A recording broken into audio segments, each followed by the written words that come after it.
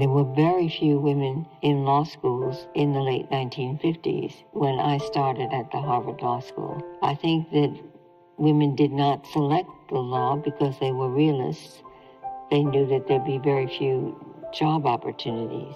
In my generation, discrimination was so ingrained that we didn't have a higher expectation that we would be treated equally. And I think younger women have that expectation, so therefore they have farther to fall. Hello, I'm Sharon Rowan. What started in 1994 as a personal journey turned into a 20-year project, cataloging the voices and experiences of women lawyers across 5 generations, sometimes re-interviewing the same woman 15 years apart to see how she'd changed. And I don't want to demean what's been happening in the last 20 years, but it's not over yet. I wanted to know about their career struggles. When I passed the bar in '76, I couldn't get a job searching a title, but I would go out to the Fulton County Jail on a Monday morning, get a free breakfast, and a misdemeanor case appointed. Their triumphs. It was living in a fairy tale to walk down the corridor at the White House with the president. When I was elected to office in '88, remember I was the first woman. It was new territory. I don't want to just hover. That's not my role. I'm a catalyst for change. What they thought the future would hold for women in law. I don't think we should be giving up terrific careers like partnership track in law firms. I think we should be giving up the drudgery of scouring our kitchen floors.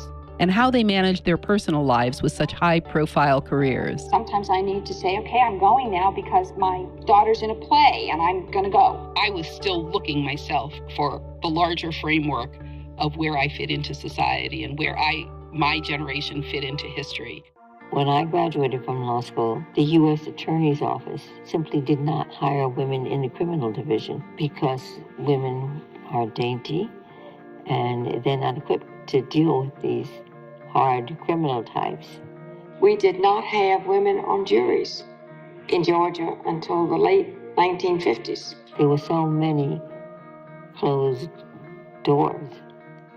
It may today be 50% women in law school, but it's not 50% women in law firm partnerships, in the upper echelons of business. There's still a very long way to go. Each woman's work-life balance has to be individually determined.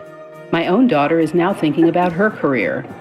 There may be some things possible in her generation that are not possible now. Lots of people don't come in with a cause, but they come in with a big ambition to do something, to make a difference. My mother said, I know that you've been passionate about these type of issues for a very long time, but you're going to have loans. I don't think I know how to interact with these professors who will end up just being the employers and supervisors.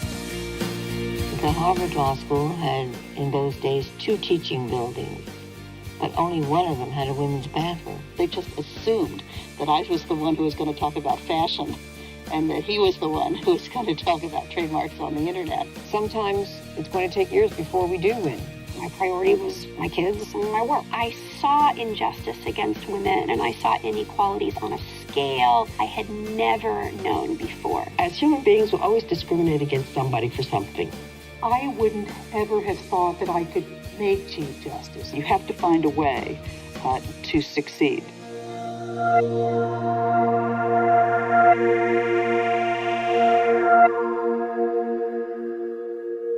And all of a sudden, here I am at 61 years old, and I see very few women lawyers of my generation in top positions now. It is a very lonely place to be.